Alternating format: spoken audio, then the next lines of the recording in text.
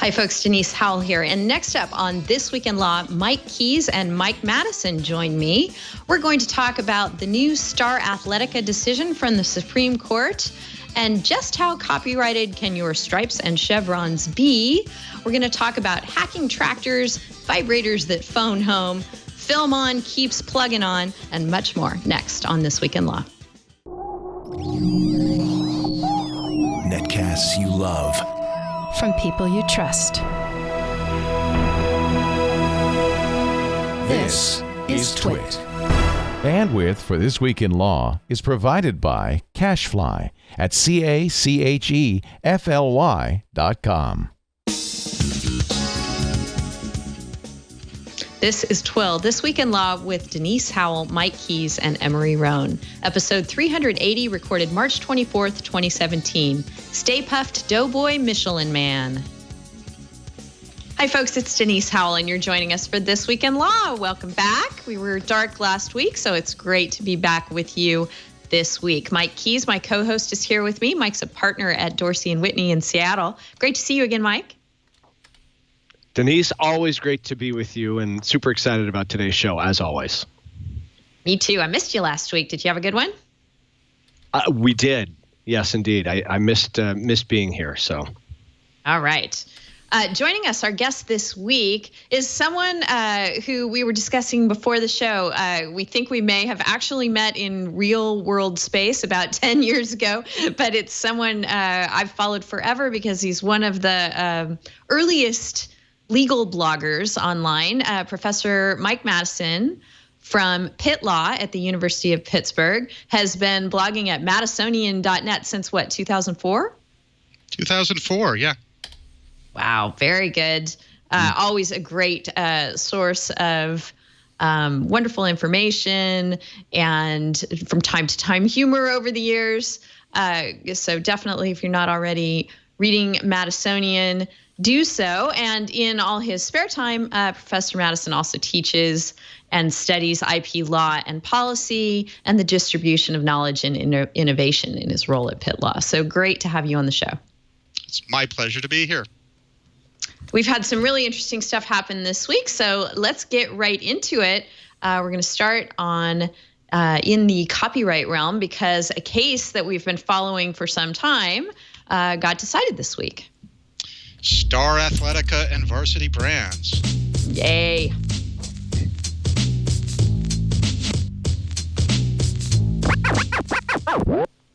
Chevrons, stripes.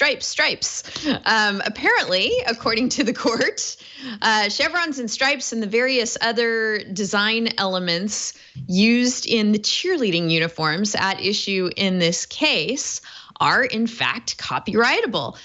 Mike, your firm did a great post on the case at the TMCA, the blog that you also contribute to. So why don't you start things off for us? Sure. So this is the, as Professor Madison just alluded to, this is the Varsity Brands Star Athletica case involving the very important issue of copyright protection for those aspects of useful articles. Of course, the copyright law does not protect useful articles, but to the extent that it contains a useful article contains a pictorial or graphic or sculptural aspect, if that can be separated from and exist independently of that useful article, it is potentially subject to copyright protection, at least that those elements are.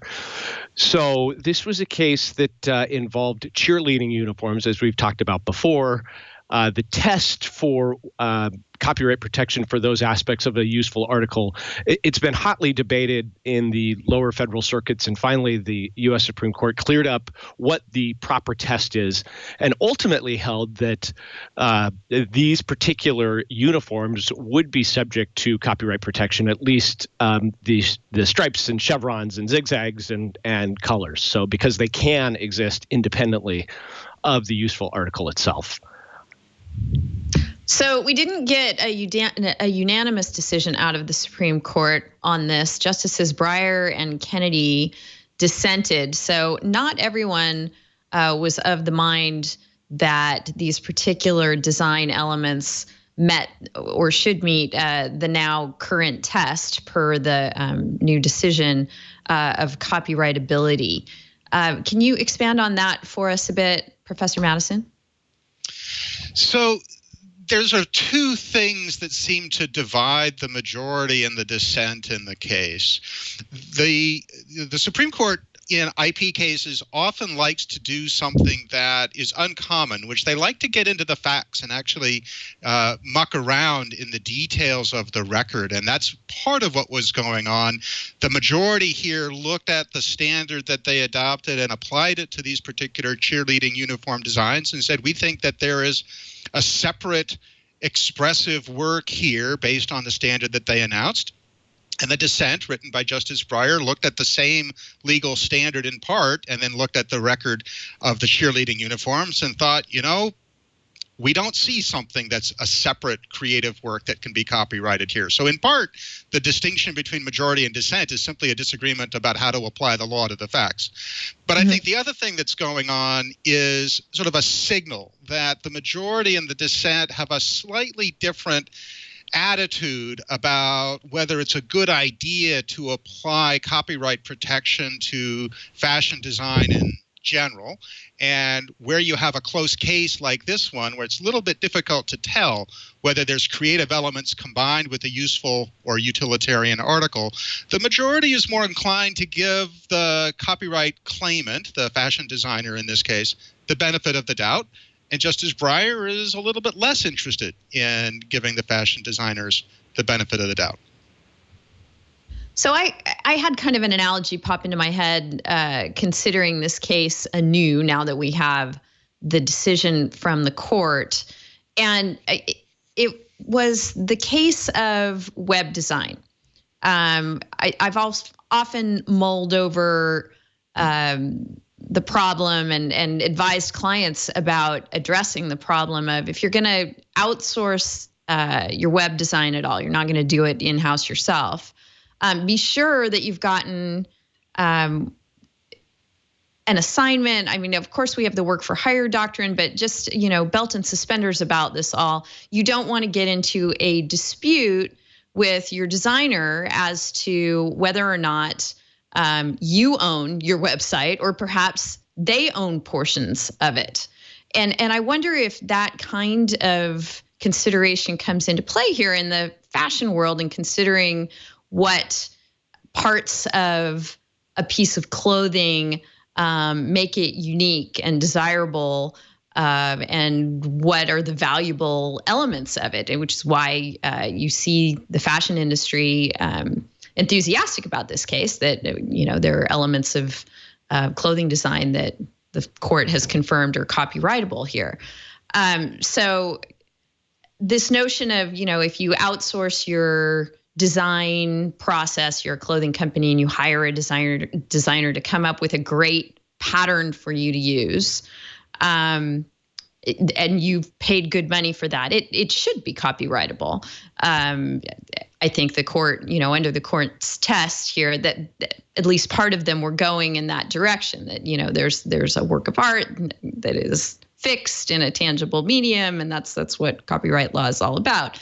So I'm wondering if either of you sort of see similarities to other industries as well. I thought of web design, but there are any number of other industries where you might bring in some design aspect to enhance your product and need to worry about the copyrightability of that small aspect of the whole. Mike, what do you think about that?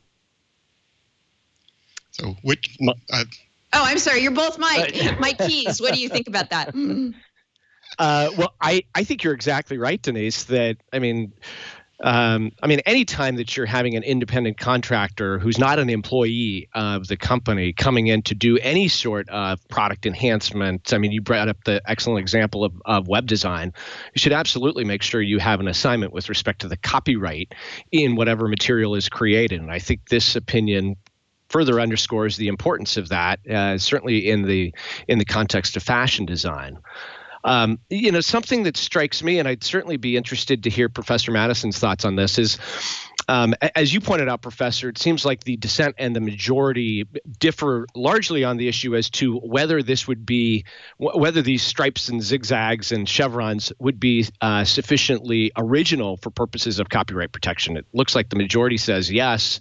I think Justice Breyer is saying no, they're not sufficiently original. So, or at least they're not a sufficiently independent work that can stand on its own for purposes of copyright protection. So, do you think that the majority decision, I mean, we've already had the Feist decision for the last couple of decades, but does this somehow lower the bar and show that copyright protection you really only need a very small dash of creativity in order to have a work that's covered by copyright? So I think what's interesting about this new case, is that it leaves the Feist originality standard intact. And I think the court, both sides, both the majority and the dissent, go out of their way to say this really is not a debate about whether the zigzag designs and so forth are original or not. It really is a question about whether there is a creative work that can be perceived or imagined as a conceptual thing that's separate from the cheerleader uniforms themselves. So that's a really tricky question, and I think it goes to the heart of something that's really not well developed in the law, even in light of this case. Something like graphic design, if you're doing web design, for example, anywhere where you have two-dimensional graphic design, I completely agree, as a practical matter, getting an assignment of any relevant copyright interests can be critical to backstop any questions about work made for higher status. But this PGS work, pictorial, graphic, and sculptural work question that comes up with fashion is a slightly different animal, because we're talking now about the designs of really tangible objects, three-dimensional things. So the overlap with industrial design, product design, design patents, the kinds of issues that have been litigated with a lot of money at stake recently involving the design of smartphones, Apple and Samsung's litigation, for example, is trying to wrestle with similar questions. What is the functional physical thing, and what law applies to protecting the functional physical thing, and what law and what standards of law apply to the creative elements of that tangible physical thing? Because all of IP in different respects is trying to draw this fuzzy line between tangible property law, hundreds of years old, you own the object in your hand. If you buy the book, you own the physical book, but you don't necessarily own the content. If you buy the dress, you own the dress, but you don't necessarily own the creative content. And how you draw those lines is really, really, it's almost metaphysical. And I think one of the big points of significance of the new case is that the appellate courts had been all over the map in trying to draw that line. And now we've got not a perfectly clear standard, but at least we have a single standard that the Supreme Court has said, if you can imagine the intangible creativity or the intangible artistry, if it meets Feist as a matter of originality, if you can imagine that existing separate from the physical article, then there's a copyright. What does that mean? What does that imagination test mean for separating the intangible creativity from the physical thing? The majority and the dissent give us slightly different applications of that standard, but I think there's still a lot of room to explore how that's going to play out in practice. Mm-hmm.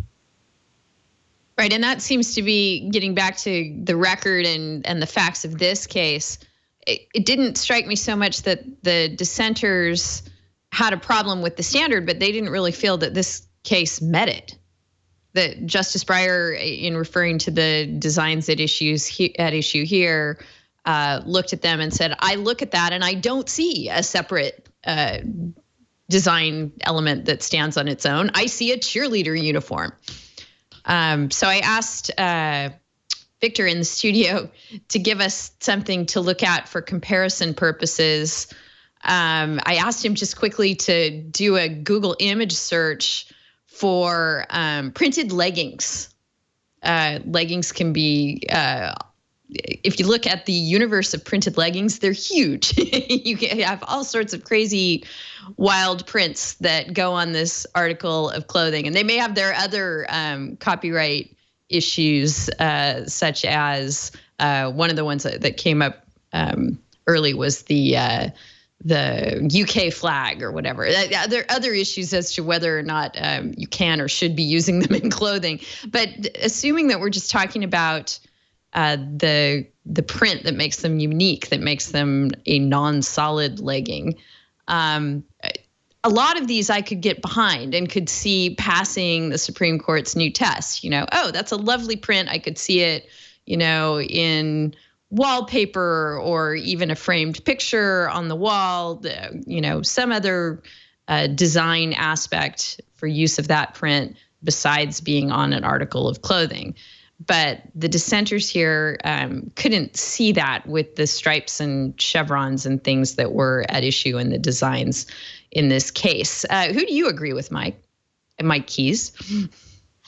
I tend to agree with Breyer.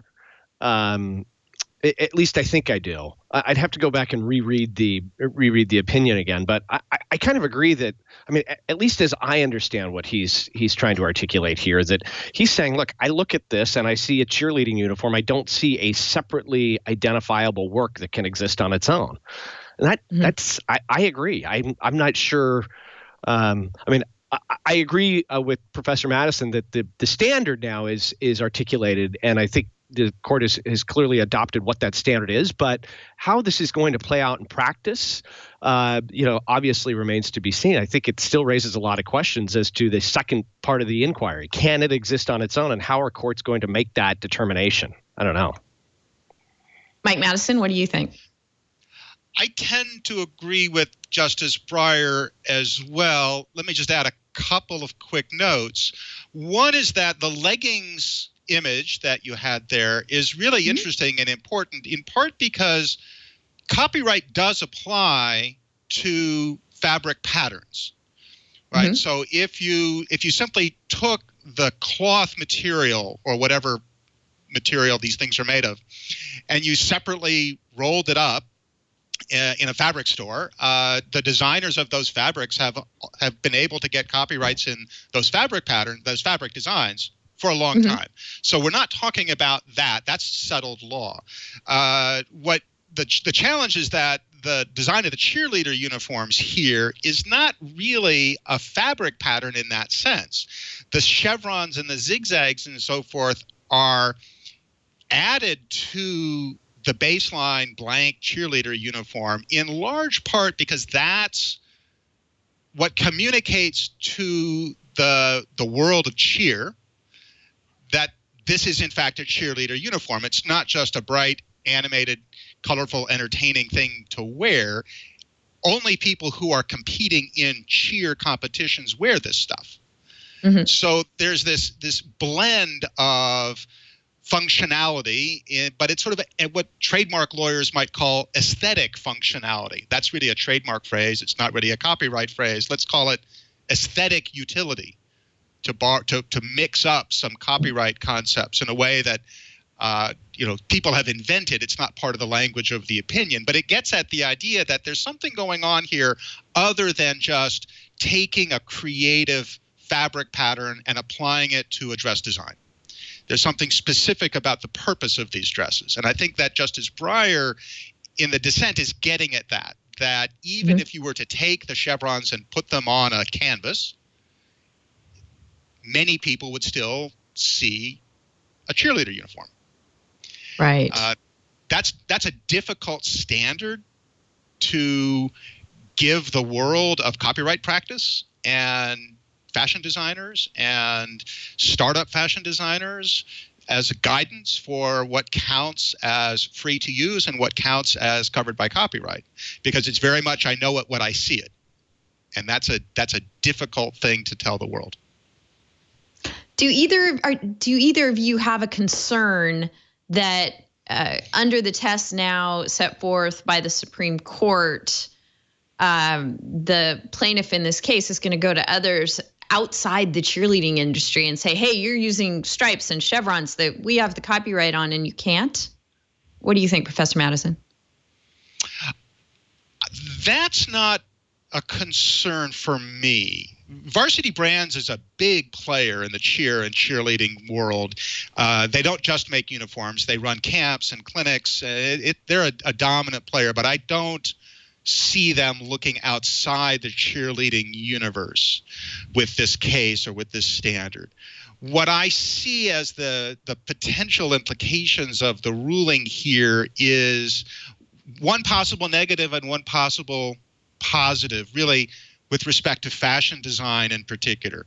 On the sort of the source of concern side, this ruling opens the door to incumbent fashion designers, established fashion designers. Now they can raise plausible copyright claims in addition to pre-existing copyright claims and pre-existing trademark claims that they already were able to bring to protect their designs. Some fashion houses and fashion designers have been very moderate and modest about asserting IP claims. Some are known as being very aggressive and hyper enthusiastic about pursuing legal protection for their designs. So that's a source of possible concern.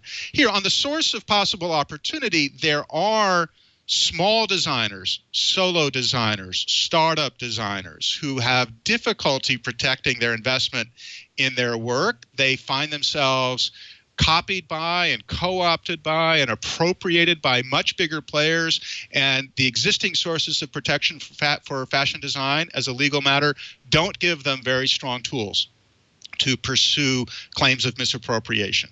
And so this new ruling might give them some resources. Mike, what do you think? Is there the potential for abuse here? I think that remains to be seen. I kind of think not. As Professor Madison already mentioned, there's already a small cottage industry, and actually not so small, of a number of established players that sue quite enthusiastically and quite frequently over fabric design patterns. So, I mean, we already see a fair amount of litigation in this context. I'm not sure that this is necessarily going to add much fuel to the fire in terms of litigation. There is one question that I think this raises, and Professor Madison would love to get your insight on it. Traditionally and historically, costumes are not protected, as I understand the law, when it comes to copyright protection. And I think the Copyright Office has taken that position. Does this open the door for costume designers to now say, look, these costumes are protected by copyright? I think so. I think that it definitely calls into question that there is an interesting cluster of published cases about costume design. Some of them, when I teach my copyright class, I love to talk about this stuff because these do raise some what appear to be metaphysical questions. Can the design of a Pillsbury Doughboy costume be copyrighted separately from the design of the Pillsbury Doughboy animated character? And so, there's one published opinion that says no, that there is the Pillsbury Doughboy, and whether that's a two-dimensional animation or a three-dimensional wearable costume, it's the same copyrightable expression. I think that's a case like that, if it were to come up now after the new Star Athletica case, might get sort of a different analysis and potentially a different outcome. Mm-hmm. And of course, that's all separate and apart from the problem of, I would draw this distinction between a costume that's designed to make you look like a period character, not a specific person or character, and one that's designed to make you look like SpongeBob, for example, because you have different IP considerations coming into play in the latter case than you do in the former. You agree, Mike Madison? I do, right? So when you talk about costume design, you have sort of the field of costume design in the theatrical world and Hollywood for performing arts. And then you have sort of separate considerations, as you just said, that apply to things like Halloween costumes and full body outfits, where the person wearing the costume is being meant to portray sort of a standalone, independent, pre-existing character, like Pillsbury Doughboy or Barney the Dinosaur or something like that. Right. In the theatrical world, costume design it's an artistic discipline.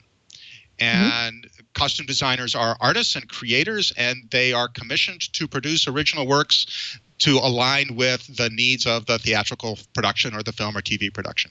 That's I think a slightly different legal analysis than you get in the Barney the Dinosaur or Pillsbury Doughboy scenario, because it interacts with the Pillsbury Doughboy, Barney the Dinosaur situation interacts with questions about derivative works. It interacts with questions about protection for characters in the copyright world. But I think this new Star Athletica opinion gives an additional tool to designers in all of those spaces. That is, it puts an extra thumb on the scale of those who would argue in favor of the presence of copyrightable creativity in costume design, dress design, fashion design of other sorts, without ultimately answering, is it ultimately copyrightable or not? It opens the door a little bit more widely than it was open before. Victor in the studio just threw a trademark wrench into the works of this discussion by mentioning that when he searches for the Doughboy costume, it also brings up Stay Puft Marshmallow Man costumes. So there you go, Mike, a trademark case in the making for you. There you go. Yeah. Absolutely. And I think we have our first MCLE passphrase for this episode of This Week in Law, which is going to be Doughboy trolling. We put these phrases in case you are a legal or other professional who likes to listen to the show for professional credit in your field, and you have an oversight board that likes to have proof that you've actually watched or listened. So we'll put another one in later on in the show. What were you going to say, Mike Keyes? I was going to say, I think one other open issue that I don't believe the court addresses is the infringement inquiry with respect to a useful article like a cheerleading uniform.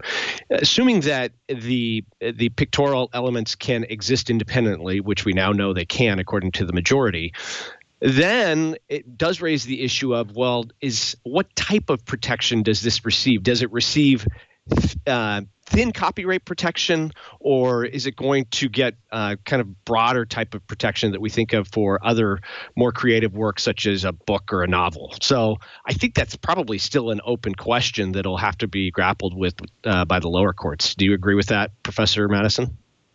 I do. So when this case was coming through the lower courts, one of the comments that was percolating in copyright land was that this case shouldn't really be analyzed as a question of, can the design of the cheerleading uniform be protected as a copyright work?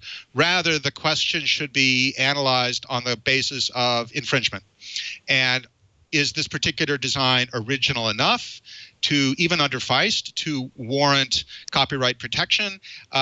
The question there would be, in the context of cheerleading design generally, is this particular combination of chevrons and zigzags, et cetera, minimally creative? And the answer might be no. The answer might be, for example, that the scenes of fair doctrine might kick in, and the number of plausible original designs in the cheerleading world is sufficiently limited to count as a cheerleading design that no single producer of cheerleading outfits can get copyright control over any particular set of zigzags, because that would limit the pool of available cheerleading designs that other designers, other suppliers of these cheerleading outfits could produce. I think all of that analysis is still very much open, so that further litigation will have to explore, how does the originality standard of Feist apply? How does scenes of fair apply, if it might apply in this case? And that might take the edge off some of the concerns about potential overbreadth in this case. Okay. Any final thoughts on Star Athletica, Mike Keys? You've been writing about it for some time as it's been wending its way through the courts, and now we've finally got it on the books. Yes, nothing further at this time. Great discussion. Great to get Professor Madison and your take on the case. Thanks so much. What about you, Professor Madison? Anything before we move on? Only that I'm going to have to redo all of my slides when I teach this area of law, because by consolidating the rule, the Supreme Court explicitly said that a couple of the key older appellate precedents are no longer good law.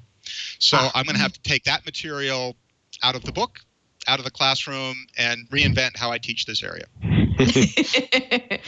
Send the invoice to the Supreme Court. I'm sure they'll make it worth your while. Yeah, there you go.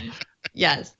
All right, we're following up on the tractor hacking story that we've discussed previously on the show. Just to provide you with some background on it, some John Deere customers were surprised several months ago to start receiving agreements from the John Deere tractor company that they were required to sign, that were licensing agreements related to the software in their tractors. This coincided with the adoption of an exemption by the Copyright Office that would have exempted from the punitive parts of the Digital Millennium Copyright Act the idea of tinkering with the software in your tractor. So right about the time that exemption went into effect, owners started getting these licensing agreements that would make it a breach of contract if they signed the agreement and then hacked the tractor. They maybe could not be pursued under the DMCA, but it would be a breach of their licensing agreement. So in the wake of all that, and there's this fascinating piece at Motherboard on this by, who's our author here? Very lengthy and detailed bit of journalism here on this from Jason Kobler. And what he has unearthed and gone fairly deep on is the fact that there's a whole black market that has sprung up around hacking your tractor. That gives you various bits of code and ways and means and devices for getting at your tractor functionality, but when you need to repair or modify the tractor. Now, John Deere continues to take the same line that it's taken throughout this, which is if we have people altering the software of the tractor that controls safety features, et cetera, that's bad. So this whole dispute it goes beyond the realm of farms and tractors and into the various other vehicles and the way that they're made that we all use, planes, trains, and automobiles, and anything else you can think of that are all becoming more and more software driven. And the fact that some of that software you certainly would want people to be able to tinker with, to be able to repair, and not have to be locked into the manufacturer's process for all that, which may be onerous and expensive and unnecessary. But there is this safety aspect to it all, too, that is a little bit disturbing. So, Professor Madison, can you give us your take on all this? So this is a fascinating case because it represents the convergence of really sort of four different threads that we've seen evolving over the last 25 years. So one thread is the thread that the Motherboard piece really emphasizes, which is the Digital Millennium Copyright Act and how John Deere has tried to adapt to the Library of Congress Copyright Office decision-making that permits people who own tractors, for example, to hack the software in their own devices or their own vehicles for their own use. And so John Deere is trying to bypass that ruling by making the hack your own tractor a contract violation rather than a copyright violation. So that's one really interesting thread in and of itself. Second interesting thread is simply the evolution of contract law and the fact that these end user license agreements or terms of use or terms of service that we're all comfortable with and experienced in all aspects of life online, and we've been familiar with these in the software world for 30 plus years, they're now coming to the world of physical, tangible objects. We don't think of having to agree to a terms of use agreement when you buy a motorcycle or a car or a tractor in the John Deere case, but here we are. So that's now part of our world, and we have to sort of wrestle with what that means. Third sort of trajectory to deal with is an ancient trajectory, which is if you buy something, you get to tinker with it. You buy a car, you get to work on it in your driveway or in your garage. If you want to modify the motor or you want to modify the wheels of your car or your tractor, you're entitled to do that because you paid good money and you own your own stuff. And then the last piece is antitrust law. And so this case, when I first saw this piece about the John Deere tractor, it reminded me very much of the litigation that was very common in the late 1980s and early 1990s involving Kodak and Xerox. And there was a series of cases in the antitrust world involving aftermarket service and aftermarket parts. And the idea was that if you bought a Xerox photocopier, then you were required by contract with Xerox only to use the Xerox customer service people and only use authorized Xerox aftermarket parts. And there were a series of cases in the antitrust context about what was called or is called refusals to deal. And the idea was that Xerox or Kodak, which had a similar program, was behaving like a monopolist by not only selling you the first machine, but also requiring that you participate in the aftermarket. And on the whole, courts rejected the antitrust claims, and eventually when intellectual property rights got layered into these issues, meaning companies like Microsoft would say, well, we can require that you use our aftermarket secondary products because we own copyrights in the code. Courts became even more resistant to these customer claims. The idea there being that if you own the IP in the software, then you can decide as a matter of exercising your IP rights who gets to have access to the software. So this case involving John Deere reminds me of those older antitrust cases. John Deere is effectively saying we can choose whether customers get access to our aftermarket service or not. We can choose to decide based on our IP in the software who gets to, do the aftermarket technicians, the aftermarket service providers, do they get access to John Deere software? And the answer is only on the terms that John Deere says. Interesting constellation of things. It is an interesting constellation of things. One thing that Aspire in our IRC chat tossed out on this front, he writes, usually it's just voiding warranty in other industries. Do you see this as part of that mindset or of a different flavor? My own reaction is that it's broader than that. I do think that that's one very important, very immediate implication of what John Deere is trying to do. But I think that John Deere's strategy here, as an outsider trying to interpret what's going on, John Deere has a serious investment and an economic expectation in the aftermarket service world. Right? John Deere is making money through servicing and supporting these tractors. So for people who aren't in the agricultural world, a tractor is a very, very expensive investment. And it's expected to have a very long lifespan.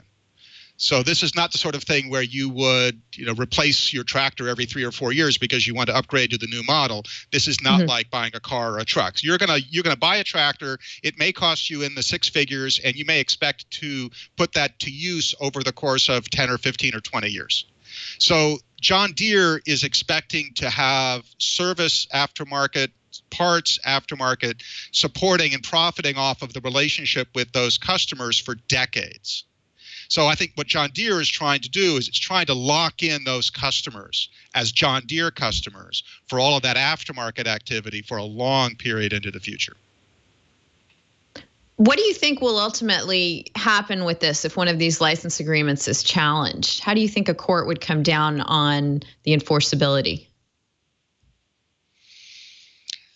You know, if you look just at the last 10 or 15 years worth of cases looking at terms of use agreements, end user license agreements, browse wraps, click wraps, they have different names in slightly different contexts. The general trend in contract law or commercial law has been to enforce them legally. They are binding agreements as a matter of contract law, so long as the customer or the end user has some nominal, or perhaps a little bit more than nominal, opportunity to see that there are terms there and to express some yes or no judgment. I accept, I decline.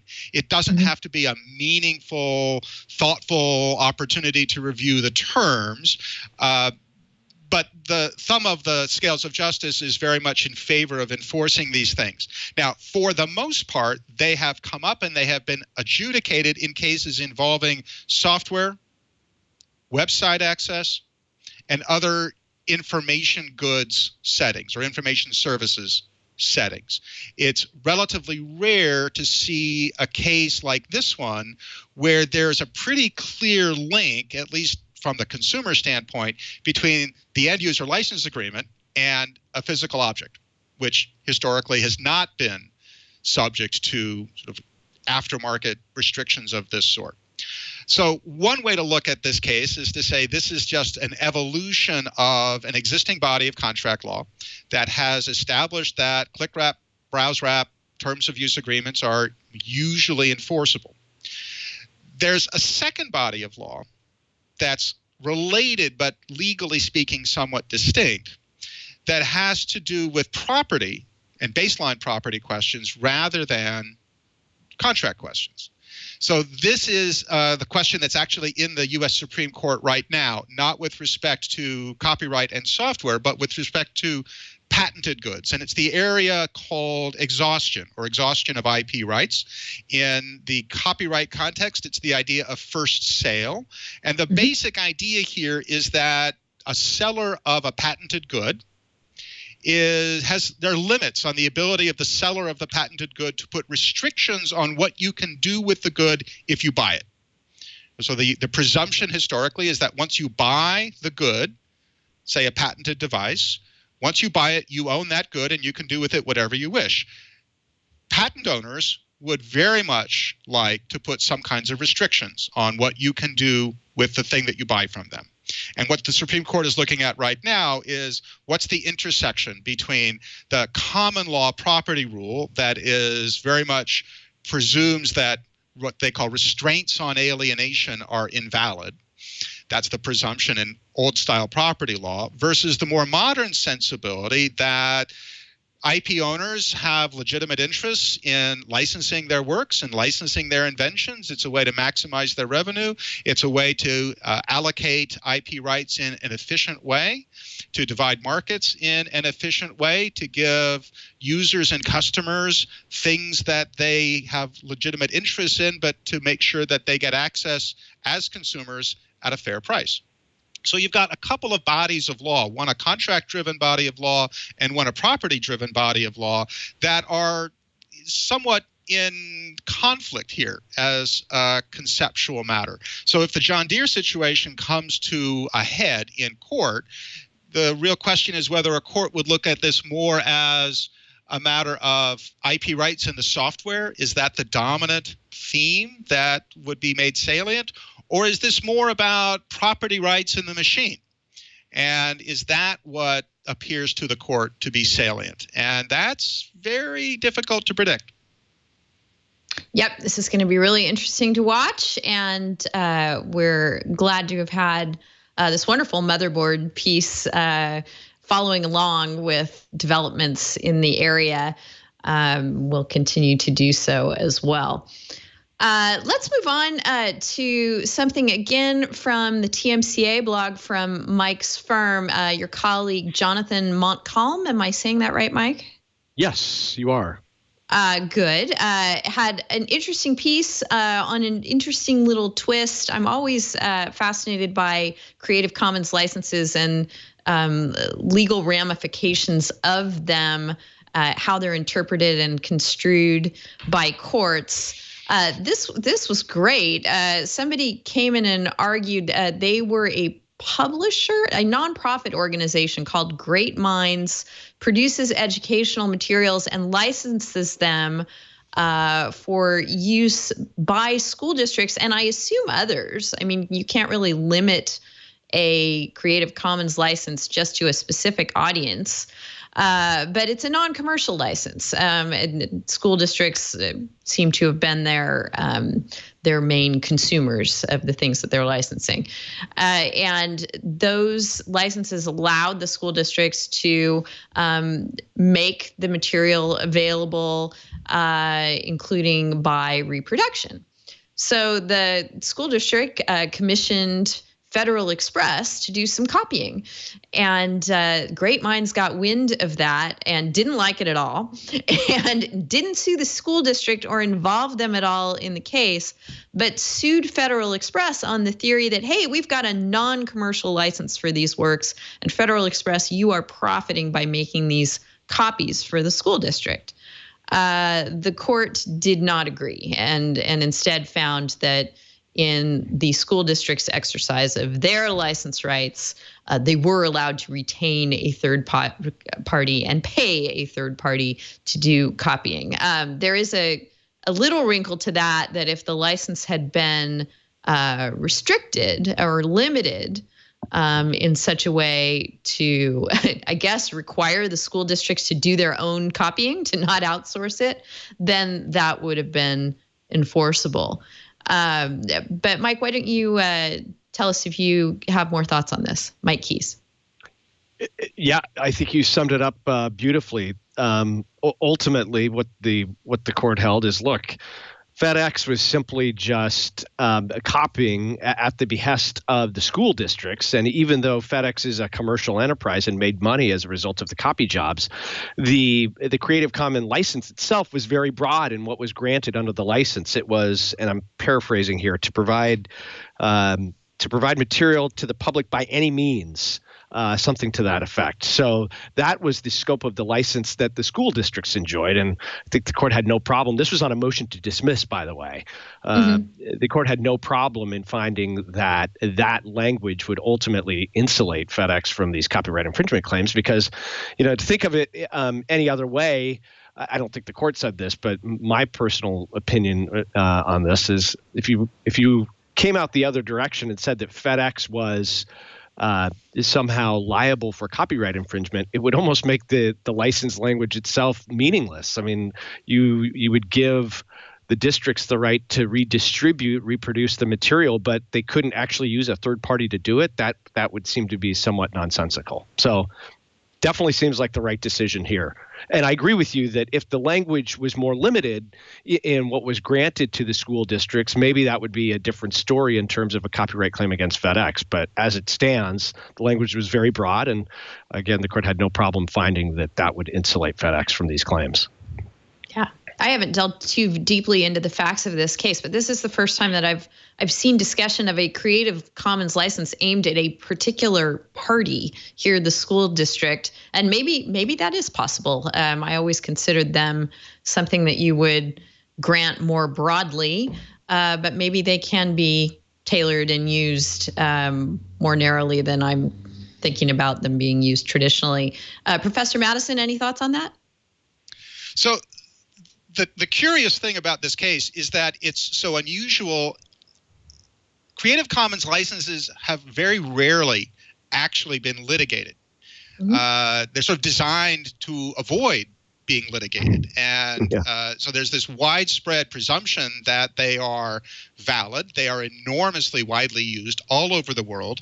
They're incredibly powerful for their stated purpose, which is to enable people to share and build on prior work. This is the interesting exception, which is an entity, Great Minds, that my read of the facts is that the educational publisher subscribes to the ideals of the Creative Commons license, but without really understanding what they were getting into by labeling their materials with this particular Creative Commons license. And when the whole matter ends up in court, the judge, who I agree came to the right decision, I think it's actually an easy case in terms of the precedent, but the judge has to shoehorn the dispute into the standard precedential framework of copyright licensing and really goes out of his way to avoid some of the real social purposes and public policy goals of the Creative Commons enterprise itself. I had one other sort of reaction to the case. I think it was interesting that it was brought by an educational publisher. Living in a university as I do, we've got thousands of faculty members, all kinds of disciplines. I've learned a lot over the years about the investment that teachers have in creating curricular materials and the proprietary feelings that they adopt around curricular materials. He's a group of people who put blood, sweat, and tears into putting together curricular designs and have sort of interesting assumptions about the proper purposes to which those materials are used, who should access them, how, who should get compensated or make a profit, and how. So I think one of the unstated aspects of this case, if you simply read the opinion, is it's not an accident that this particular conflict arose in the context of educational materials. I think you've got a collision between sort of the ideology of education, the ideology of Creative Commons licensing, and default copyright precedent and doctrine going back decades. Yeah, that's a great way of looking at it. Let us move away from the more general realm of copyright law and into the more specific way in which copyright issues come up in Hollywood and entertainment and distribution of their products.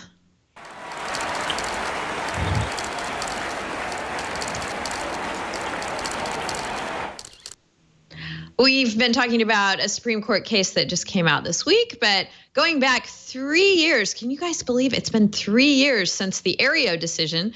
It has. And another shoe that was in the process of dropping over the last 3 years in the wake of the Aereo decision. We talked about it a lot when it came out 3 years ago. That was the case where Aereo attempted to distribute over-the-air free broadcast television through the use of tiny little dime-sized antennas, each of which was assigned to a customer, and each customer having their own antenna. The argument was you were merely outsourcing the antenna function that you could have done yourself by installing one on your roof or what have you.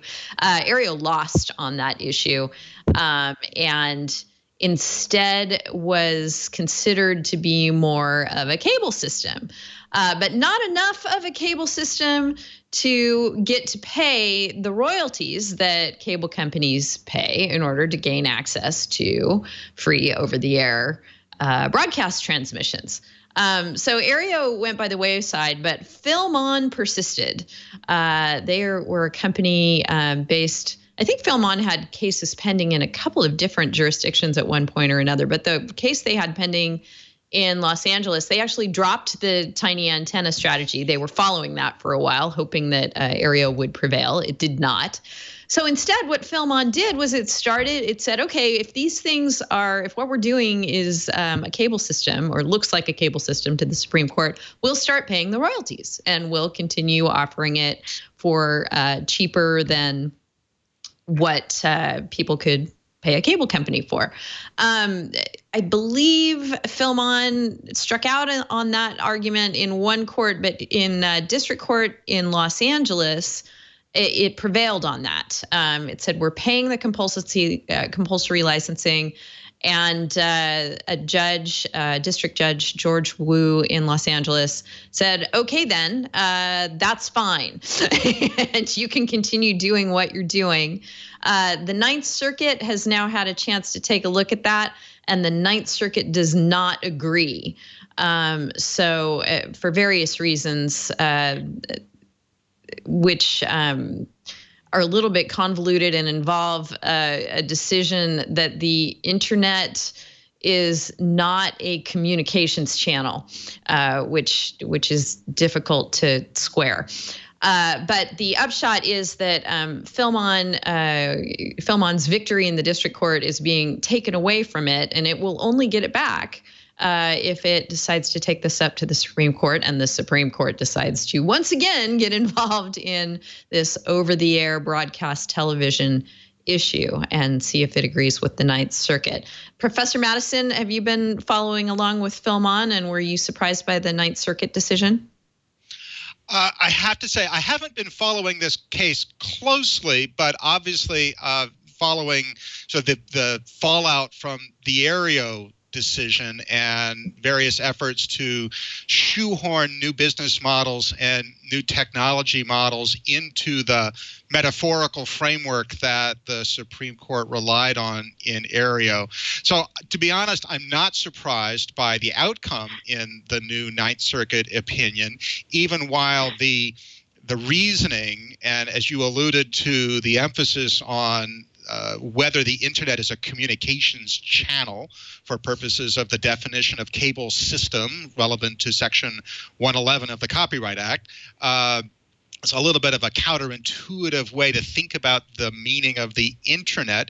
But I think if you step back a little bit and understand sort of the bigger sort of settled expectations that are in place here in terms of broadcast TV, how broadcasters have been distributing their content for a long time, the amount of money that's baked into that business model, and the fact that the Copyright Act over the last 50 years really has been customized around broadcast models, satellite TV models, and wired cable models. And we really have three sort of buckets in the copyright system designed around those technologies and those business models.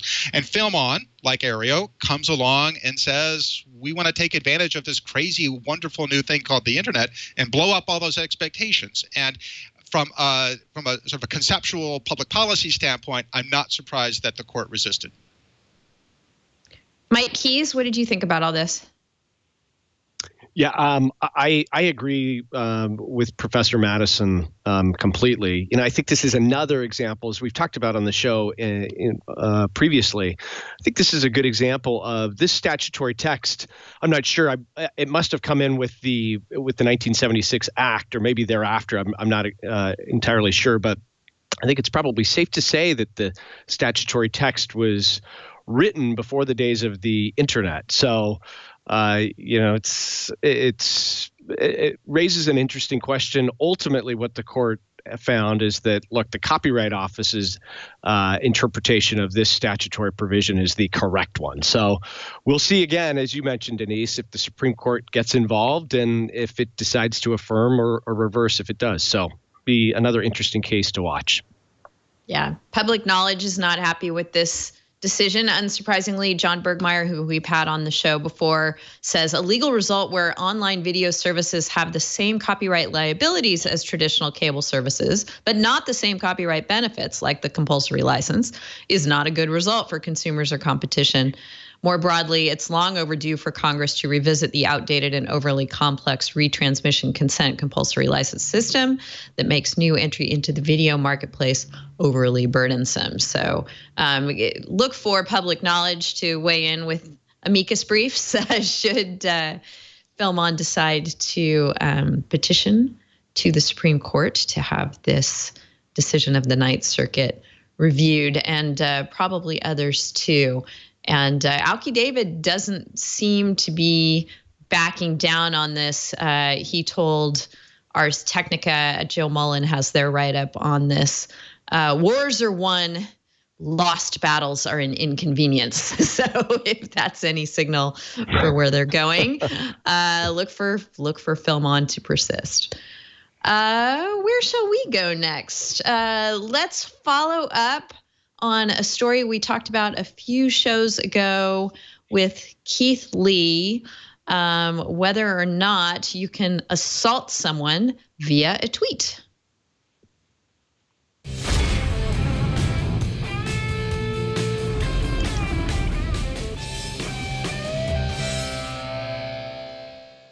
I think we might have even titled that show "Assault via Deadly Tweet."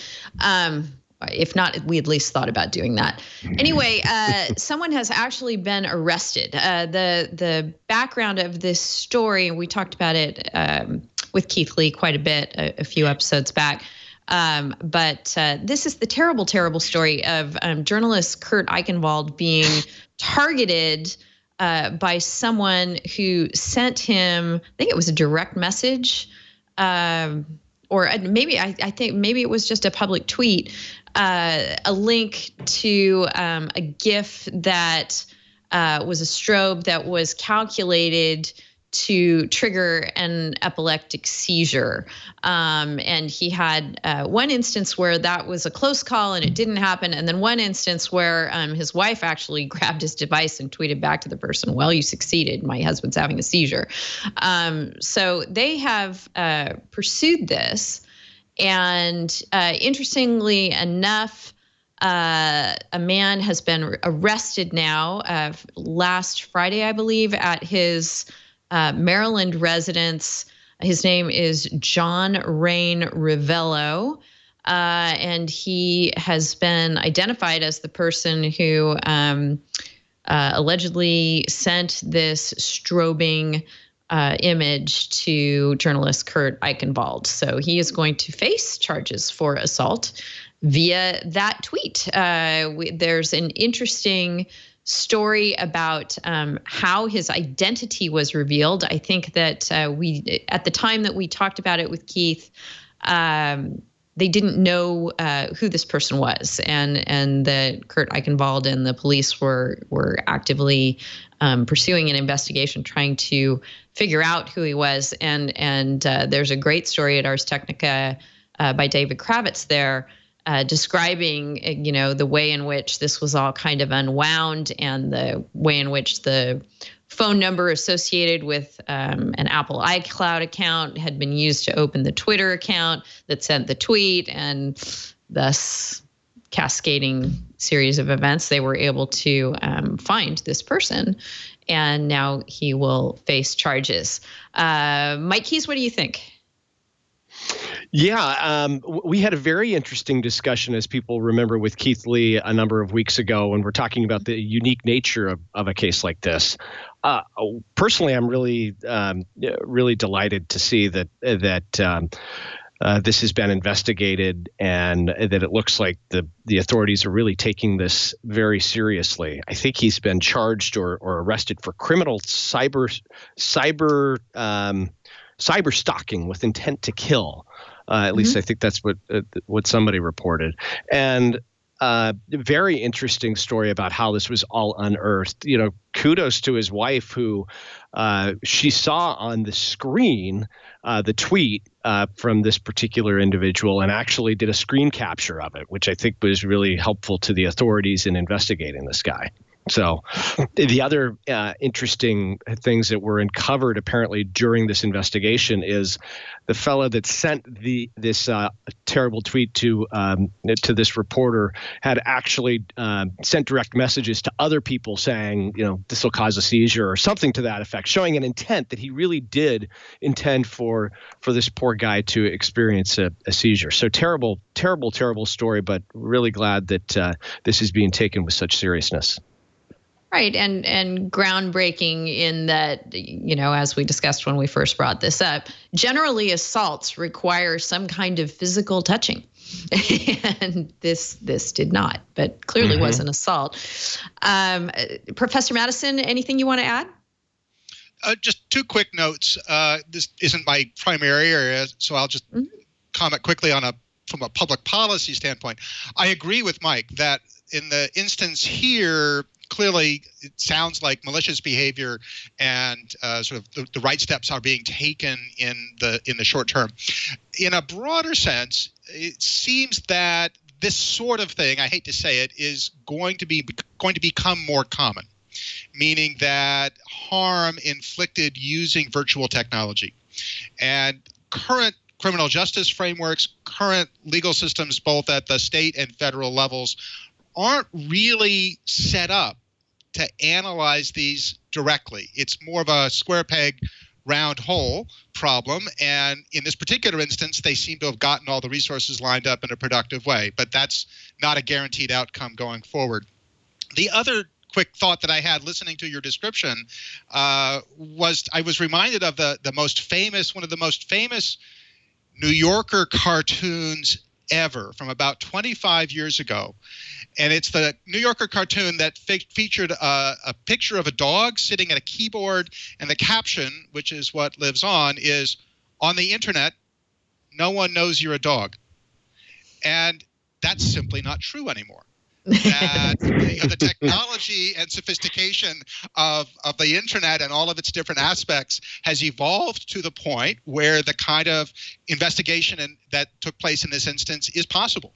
And that's a significant change in how we all experience the internet in our daily lives in terms of ordinary consumer life, social interaction, business use, global activity, and so forth. That's a lot of change in a relatively short period of time. Not only does the internet know your dog, it knows your diet, it knows your activities, it knows your breed, everything about your life as a dog. I think the internet knows these days. All right, we have a hard drive encryption case that's pretty interesting to discuss. The Third Circuit has decided to keep a man in jail.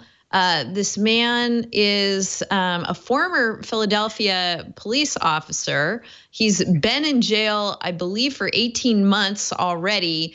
And authorities have asked him to decrypt 2 external hard drives that are file vault encrypted as part of their investigation against him. They claim they know, based on hashes associated with the files, that there is child porn on his device. Yet he has failed to decrypt this device, citing the Fifth Amendment, his right against self-incrimination.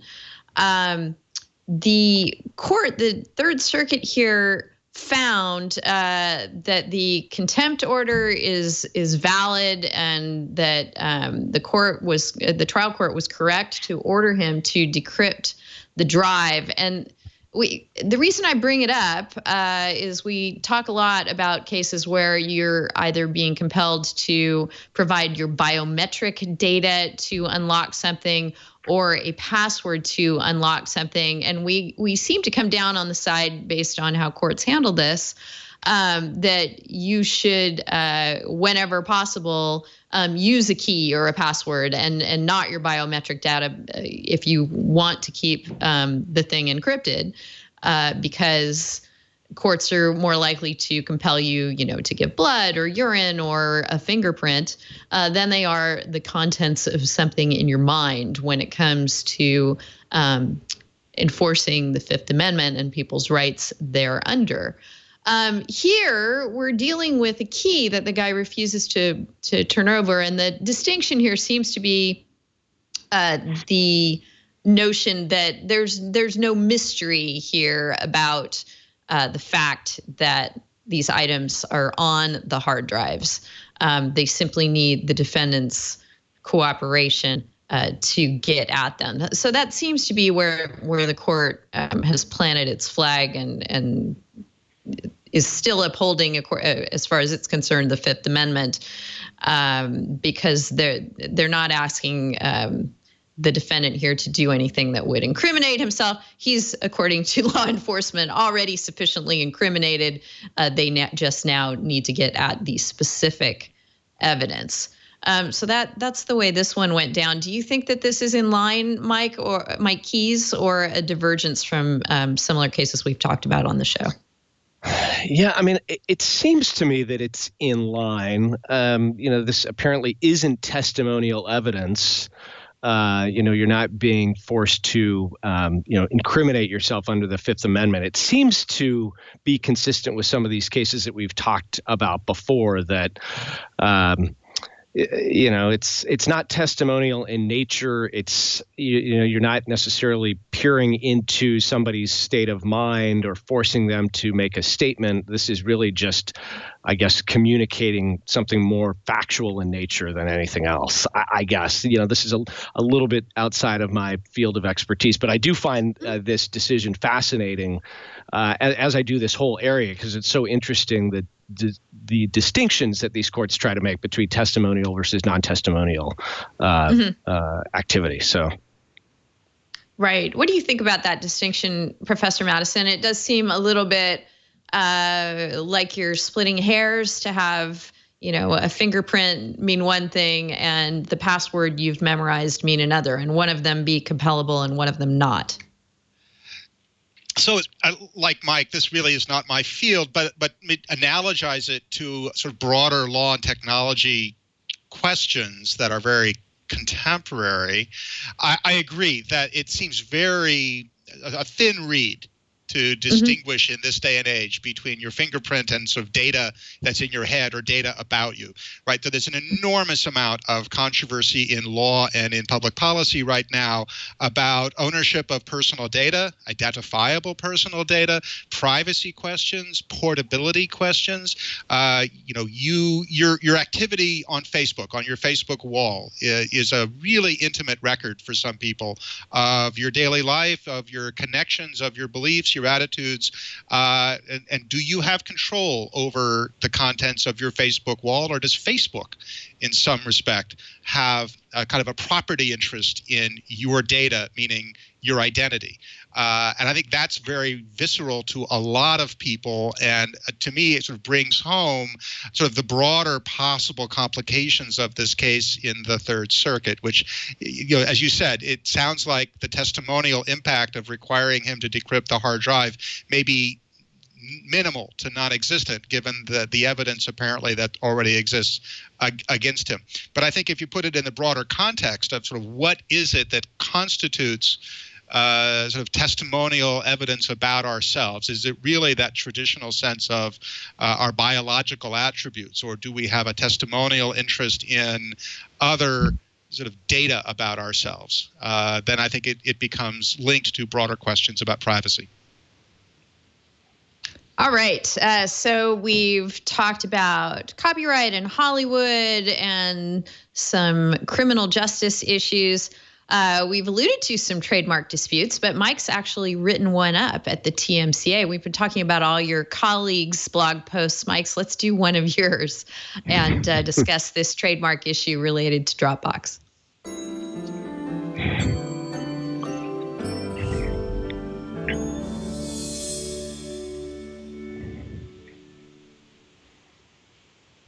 So tell us what we know about the Lanham Act in the wake of this case involving Dropbox, Mike. Sure. So this kind of stems back to a decision from the U.S. Supreme Court a few years ago by the name of Octane Fitness. And this is about the award of attorney's fees under the Lanham Act. Octane Fitness was actually a patent dispute. And in Octane Fitness, the Supreme Court lowered the bar, if you will, for the award of attorney's fees in patent infringement disputes. That rationale from Octane Fitness has been transported over into the realm of the trademark disputes by a number of federal circuits, including the Ninth Circuit, which late last year ultimately held that the Octane Fitness standard for awarding attorney's fees in Lanham Act disputes, trademark disputes, is the same as the standard articulated by the Supreme Court in the patent context. So that brings us to this current dispute that we had blogged about involving Dropbox. There is a company by the name of TWiL Inc. that had decided to challenge Dropbox federal registration. And when it initially told Dropbox that it did not take kindly to the alleged infringement by Dropbox, Dropbox filed a declaratory judgment action, ultimately asking for the court to find that Dropbox isn't infringing by using its federal registration and that TWiL had inferior rights to Dropbox. So there were a couple of disputes. There was a dispute that broke out at the PTO. Ultimately, the dispute was before the federal court in the Northern District of California. And the upshot is that the Dropbox won the dispute and ultimately received a $2 million plus fee award. And the court's analysis was pretty interesting and telling as to how courts are looking at trademark disputes these days. And ultimately, what the court said is, look, it looked like there was some funny business going on here. TWiL allegedly had this trademark claim against Dropbox, but decided to wait to pursue it until Dropbox announced that it was going to have its initial public offering. And once it made that announcement, TWiL wanted to capitalize on that and try to leverage Dropbox into settling this trademark dispute. So there was a whole bunch of evidence that was developed during the course of discovery that did not look good. TWiL was going to try to capitalize and take advantage of Dropbox through strategic litigation. And I think the court said, this is just not right. You can't do that. Ultimately awarded summary judgment to Dropbox and then gave this very substantial fee award. So it's a good lesson that in the context of trademark disputes, what we're seeing, at least here in the Ninth Circuit, is, the standard for an award of attorney's fees is still, it's got to be an exceptional case. But the court found really with no hesitation or problem that this was an exceptional case, and it didn't like this kind of strategic, manipulative type of litigation strategy that TWiL had implemented. So it ultimately is going to pay a pretty hefty price. Yeah, that is a really good lesson. And I think it's worth mentioning for our listeners and viewers who aren't lawyers. I like to mention whenever we're talking about awards, especially big awards of attorney's fees, that they're really the exception and not the rule in our United States system of justice. They're available in certain cases only when authorized by statute or other means, but they're not generally awarded. Usually the parties go their own way and have to suck up their own attorney's fees unless there's some sort of provision that says, hey, you better really want to bring this lawsuit, because if you lose, you're not only going to be responsible for your own fees, you're going to be responsible for the other sides. And you can see in a case like this one where you're not only paying your own attorney's fees, you're paying the other side's $2 million worth of attorney's fees. That these kinds of provisions are designed to dissuade people from bringing lawsuits that are frivolous or just not well-founded. So it looks like the court really wanted to send that message here. Professor Madison, any thoughts? Only to add on to what Mike just said, which I thought was a really useful summary, the $2 million award here, that's a big number. And that's going to get everybody's attention in the trademark world.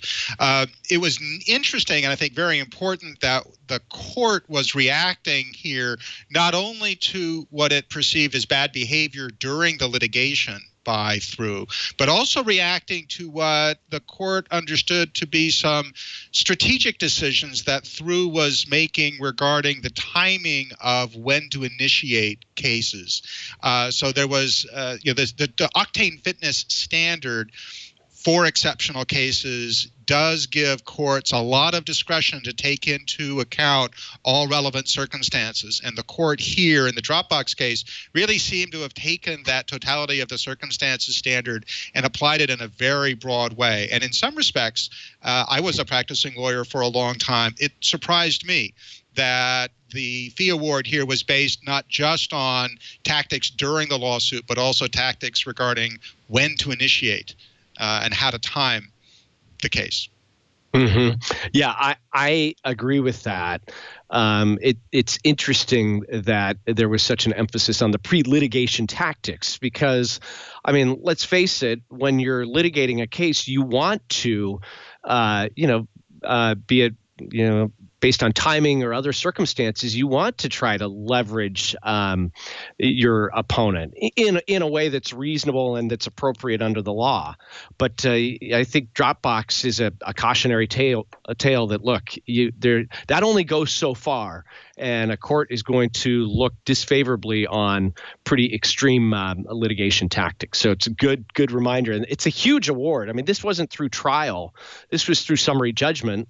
And it was a $2 million plus award. So very, very sizable award. Right. As Mike Keyes points out, we have this adversarial system of justice where parties are expected to, try and kind of strong arm the other side into a result. But if you go too far with that and it starts to look like a shakedown on the eve of an IPO and being very opportunistic, that kind of thing can come back to bite you. And you always have to worry about whether you're looking like the white hat player or the black hat player in this scenario. And here, the party hit with the $2 million attorney's fees award that they owed the other side was definitely wearing a black hat as far as the court was concerned. Also, wearing a black hat, and we're talking about the internet knowing you're a dog. It knows various other things, too. This has been a good show for following up on cases that we've mentioned before. Let's move into the privacy arena and talk about data gathering vibrators.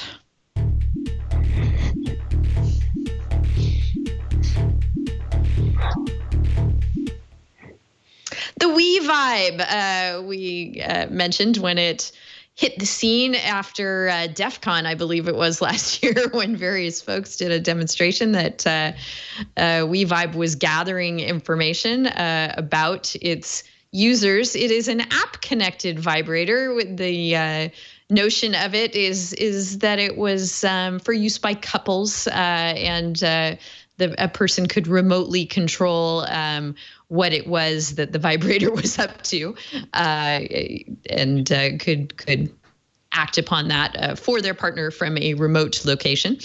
Anyway, a class action lawsuit was shortly brought once that information became public, that various data about the users were being phoned home to Standard Innovation, the name of the company. Standard has now settled with the class action plaintiffs. It's going to pay 4 million Canadian, which pencils out to 2.97 million US. It has not admitted to any wrongdoing, and it has agreed to destroy the information it's already collected, and it's not going to collect any such data in the future. So as far as what people are willing to put up with, the vibrator company probably could have gotten away with this, it bears mentioning, had it adequately disclosed what it was doing and had people clicked on an enforceable terms of service that or privacy policy that advised them that this was happening. The company here misstepped by not going through that process. I suppose perhaps it misstepped in even thinking that gathering data at all was necessary. But if having reached that conclusion, it at least should have notified customers. Mike Madison, what do you think of all this? So take the creepiness aspect out of it and focus on what you just talked about, which is the disclosure question, right? Yes. So this is the big debate in contract and privacy law circles. Is adequate disclosure and consent on the consumer side sufficient to deal with problems regarding limitations of warranties, limitations of remedies, limitations of liabilities that come with all kinds of consumer products, information technology services, and so forth, right? So there's a strong strain in consumer protection advocacy that says, give consumers choice, adequately disclose, let consumers decide. Do they want to accept the limitations and the terms? If so, they'll pay their money and take the product, and then whatever happens will happen. there's a separate strain of consumer protection thinking that says consumers are not adequately informed and cannot be adequately expected to protect themselves in the bargaining process, and certain aspects of liability, warranty, data sharing, privacy should be regulated by public authorities, a privacy commissioner, Consumer Product Safety Commission, some other appropriate regulatory bodies, and simply taken off the table. And so in current consumer protection law, you see different parts of the consumer world regulated in different ways. And so the question here would be, is this kind of information, this kind of intimate information, properly the subject of bargaining at the point of sale, or is it the sort of thing that some regulatory agency or authority should step in and say, look, that's just something that, as a matter of public policy, we should just take off the table and should not be even potentially shareable? And where do you come down on that, Professor Madison? So I've been writing and thinking about click-wrap licensing and related things for a long, long time. And in general, I've come to the conclusion that they are so ubiquitous in so much of our life that no one really knows what they do or what they mean as a matter of actual experience. We all click on these things, and none of us read them. Yet courts come back later on in class action settings and in other settings and say, we're stuck with them anyway. I think that's bad public policy as a general matter. I think that the sort of consumer products and consumer services and the balance of interest between information suppliers and consumers would be better served if there was a more aggressive regulatory framework coming down to help protect consumers, rather than putting the responsibility on each of us individually to decide, are we going to educate ourselves about this device or that program? Or we were talking about John Deere tractors before. It's the same problem. It's a lot of effort to put a farmer to read the fine print before buying the tractor. Yep, I would tend to agree with you. What do you think, Mike Keyes? Well, I mean, this is one of those cases that just makes me shake my head in terms of, what were they thinking here? I mean, it's similar to, although I think even more egregious than what we were talking about a few weeks ago with with those little talking animals. Yes. That you could record a message to, and then that information was shared to the cloud in an unsecured way. It's kind of like, what is going on here? Who's doing the diligence behind the scenes? But I mean, I guess from a philosophical public policy standpoint, I totally understand what Professor Madison is saying, and he's certainly studied this far more in depth than I have. But at the same time, there is this commercial reality. If you're going to do something like this, you should be notifying consumers to begin with. And although these are ubiquitous, and shrink wraps and click wraps are something that we all, as a routine matter, just kind of agree to without reading, I'm not sure what the ultimate option is, other than having a very robust regulatory regime, which I think can also have some fairly significant aspects associated with it. So I don't know. I guess if you're going to buy the WeVibe, you should definitely, or a device like that, you should definitely check out the terms of service and any privacy policy to the extent it exists, to see what exactly is going to be done with that data. Right. And I just don't see a whole burgeoning realm of vibe, or maybe more broadly consumer device regulation coming down the pipe, although you never know. I mean, it does seem to be a problem that people are exercised about, and that nobody would expect. Here's what the company said. This is from The Verge, who wrote up the settlement. It collected such data for market research purposes so that they could better understand what settings and levels of intensity are most enjoyed. And so, from the company's standpoint, they're just trying to provide better service. But I don't think that you would expect the reasonable consumer to think that things like the temperature of the device and when it's being used and its various settings are being collected and amassed about them and then put on display at DEF CON. That certainly probably added fuel to the fire. Where shall we go with this? Let's move on. Since we're talking about regulation and policy, let's talk about some more topics on that front.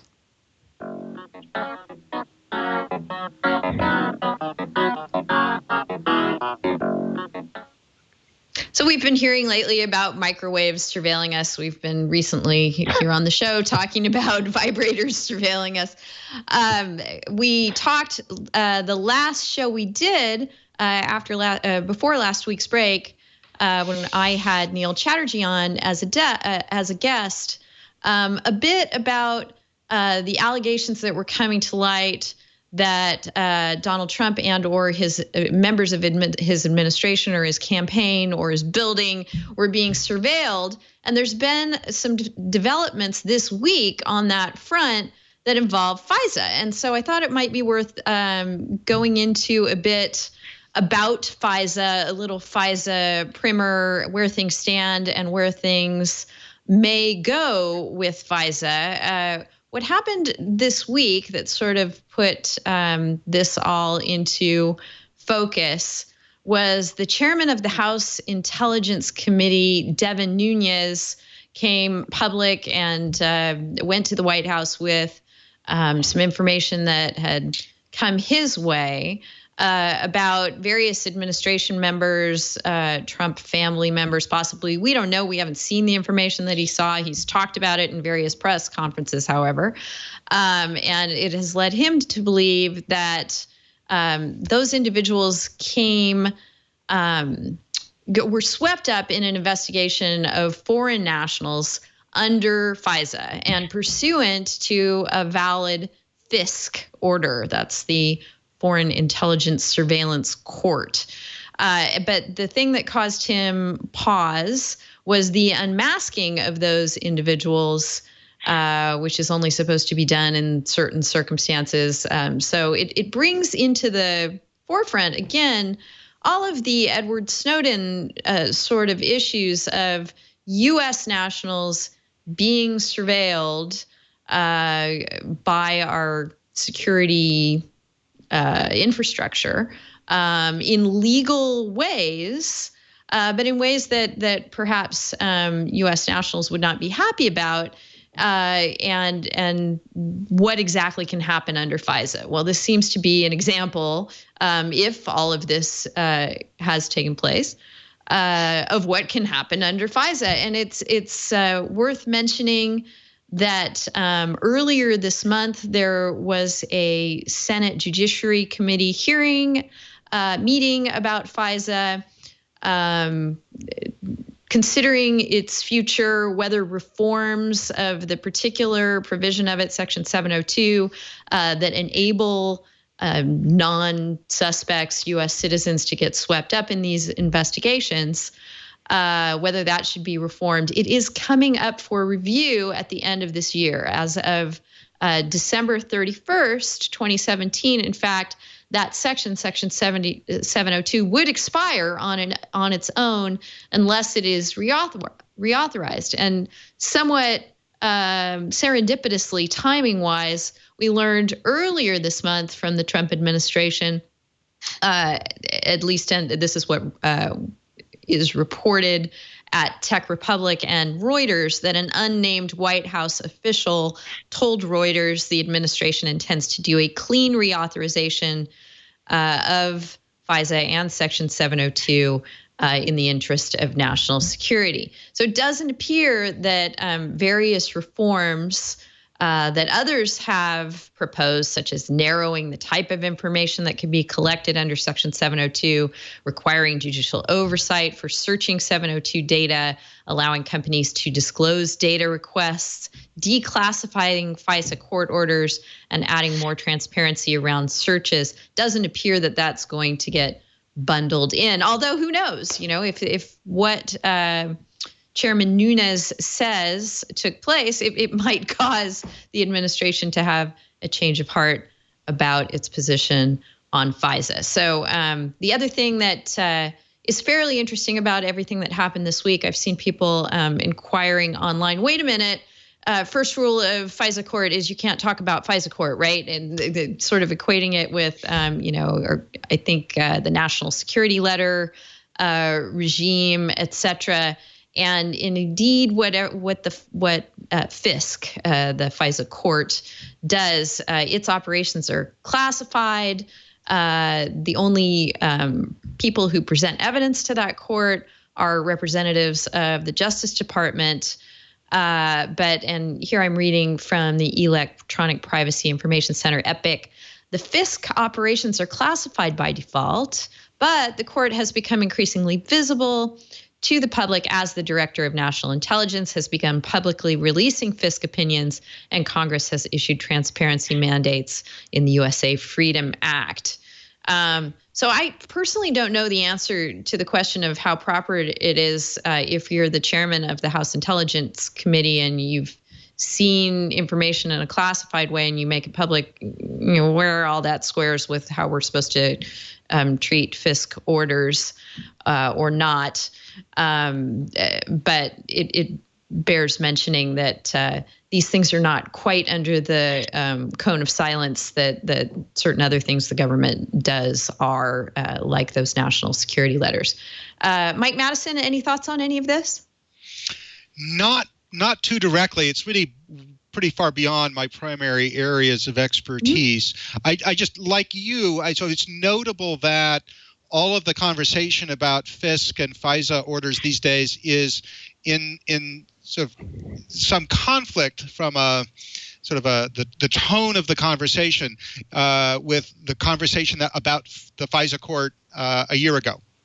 Right. So in the wake of the Snowden disclosures and to broader public awareness of the existence of this court and its scope of its authority, EPIC, which you just mentioned, the Electronic Privacy Information Center, really has been in the forefront of efforts to sort of bring some balance and reason to that authority, scope of its authority, the kinds of transparency that are appropriate, and so forth. And that conversation has shifted quite a lot in the last couple of months. So I don't want to speculate on where it's all going, but I think it's notable that there's an ongoing conversation about the FISA court that was already underway that predated the recent disclosures.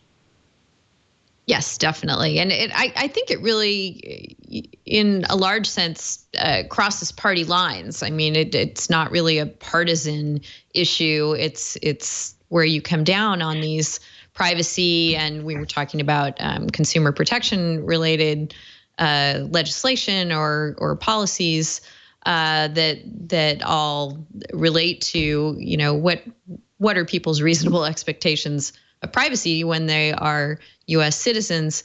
And, I don't think that that's really an issue that any particular party embraces and makes their own. It should be more of an issue of national interest. If you're interested in reading more about this and all the links that we've been discussing on the show today, we aggregate a public list of links for all the shows we do at tagbacker.com/user/thisweekinlaw. This is episode 380. And one of the pieces there along this question of nonpartisanship is by an ACLU lawyer named Nima Giuliani, writing at the American Conservative. So we have, sort of strange bedfellows going on there, but it's a very interesting piece on what's allowed under FISA, and the title is "Could the President Spy on His Political Opponents?" And he goes through the various legal means in which that could be done. Mike Keyes, anything to add? Really the only thing I have to add is what an amazing week, right? I mean, we had the James Comey that was testifying along with the head of the director of national intelligence testifying before the House Intelligence Committee. We had all this high drama with Nunez, who apparently received this classified information from an unnamed source and then raced off to the White House to meet with the president before briefing his fellow members of the Intelligence Committee. We had Neil Gorsuch that was testifying before the Senate committee, the Judiciary Committee, on his confirmation, which was really interesting and fascinating to watch. And then, of course, we had all this play out with the Obamacare back and forth between the two parties. I mean, what an amazing week in the nation's capital, right? Super, super fun to just kind of sit back and watch it all unfold. Right, and the first mention of Reddit probably in a Supreme Court confirmation hearing context. The duck horse question: would you rather fight 100 duck-sized horses or one horse-sized duck? So, little bit of internet culture making their way into the Supreme Court nomination and confirmation process. Yes, you're absolutely right, Mike. We live in interesting times indeed. Any final thoughts before we move on, Professor Madison?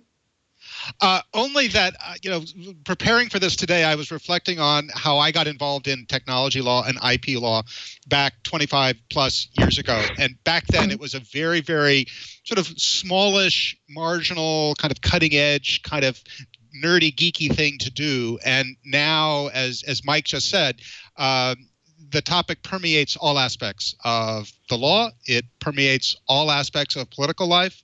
What started as this very narrow little domain turns out to have just absorbed everything. And that makes it exciting, but also really challenging. Yeah, absolutely. So probably the next area that will absorb everything is all of the autonomous devices around us, which probably have a small group of law and policy wonks devoted to their intricacies right now, but will burgeon in a similar way. So let's close the show with a couple of robot-related stories.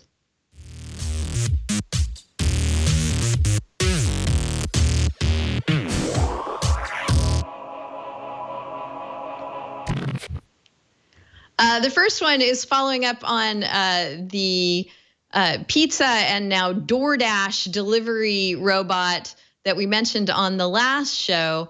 DoorDash is now testing and beginning to use this little robot. And I think it was really funny that BuzzFeed, we've always focused on, what are the regulatory issues, the safety issues, et cetera, about using autonomous vehicles or whether they're drones or land-based, and who's going to be the regulator and what the regulations are going to be.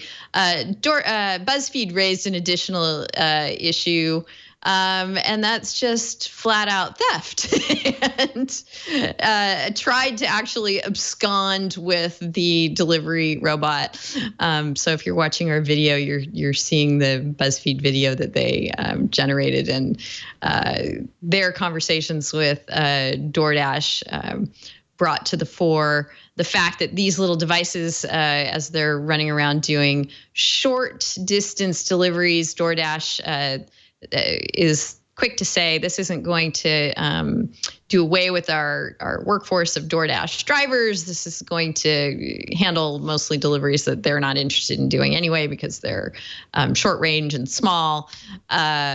And we haven't had any problems with theft yet.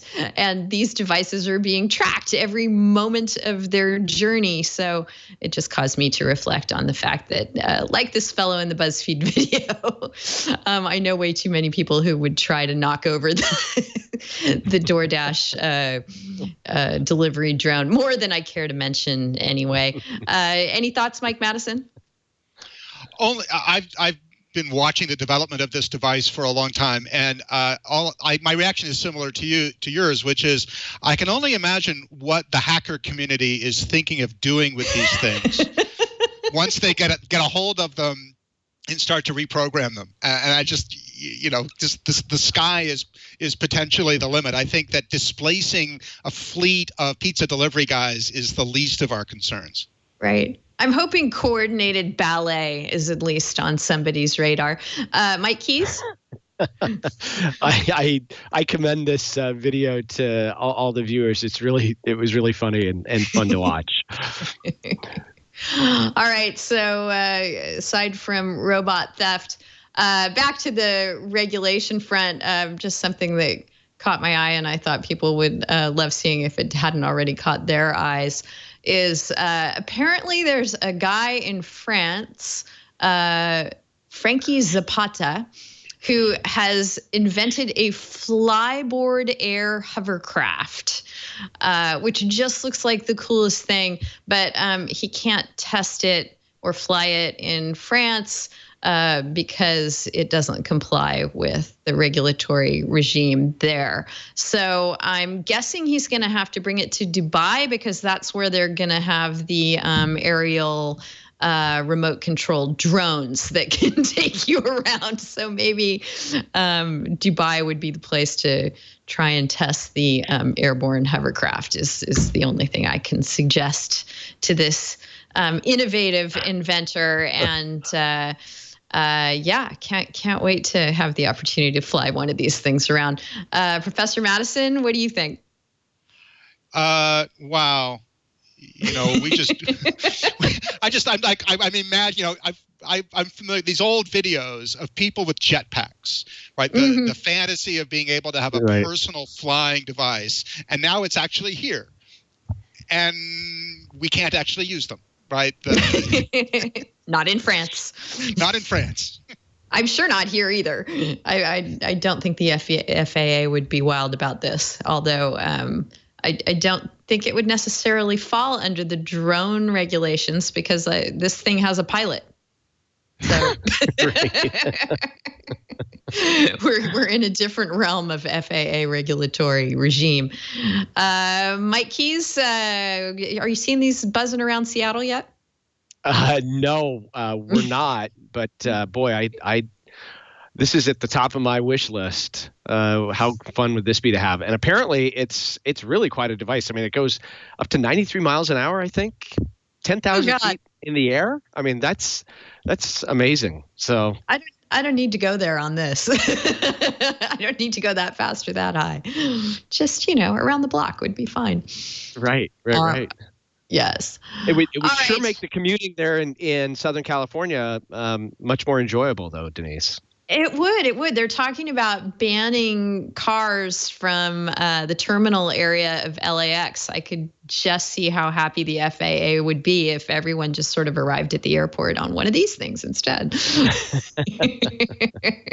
All right, we have, now that we've lightened things up a bit, we have some end of the show materials for you. Our animal selfie of the week is on the internet and people know it's a dog.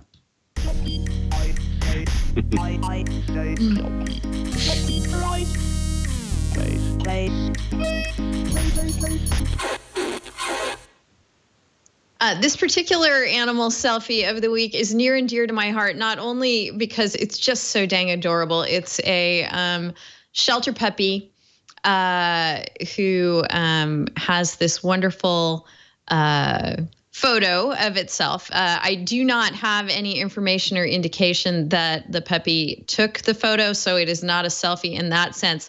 But look at the animal's left ear on the right of your screen, and you can see that the puppy seems to have a selfie of itself on its ear, which immediately made me think of our discussions of Mike Tyson and the Hangover movie and tattoos.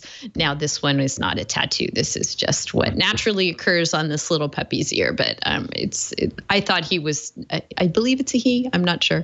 Definitely, no, it's a her. Lucy, in fact, is her name. And she was definitely a worthy candidate for our animal selfie of the week. I don't know what PETA would make of her in lawsuit context, but she's pretty dang cute. Anything anyone wants to add to Lucy the puppy and her ear selfie? Well, I guess this does raise the issue of whether a dog could be considered a tangible medium of expression for purposes of, fixation of a work of authorship on a dog's ear. So Right. Yes. So Lucy may inspire copycats of people who decide that, yes, so to speak, who decide Puppy that dogs. decorating, yes, copy dogs, that decorating their dog's ear is a good idea. And then we would get into all the tattoo copyright ramifications. And PETA would have a field day if people started tattooing their dogs. All right. Our tips of the week are twofold, both fairly lighthearted. I can't tell you how many people tweeted me, posted on Facebook, wanted to make sure that I did not miss the case involving a dairy company in Portland, Maine, and the fact that a court decision that could involve an estimated $10 million will turn on the failure to use the Oxford comma, and the fact that the contract in question was subject to different interpretations, and had the proper comma, the Oxford comma, which is the proper comma, been employed, then the outcome would have been different than otherwise. So our tip of the week is, if you're not already using the serial comma, the Oxford comma, get on board, come to the light side, and begin to use it, or it could cost you millions. Professor Madison, are you an Oxford comma proponent? From the beginning. Absolutely. Yes. Good. I came late to the Oxford comma. It came into my life when I began practicing appellate law, and I learned that everyone who practices appellate law, if you're not using the Oxford comma, it's basically like you have absolutely no clue what you're doing. So I had to convert. Mike, what about you? I've always used it, and probably always will. All right. Well, then your millions are safe.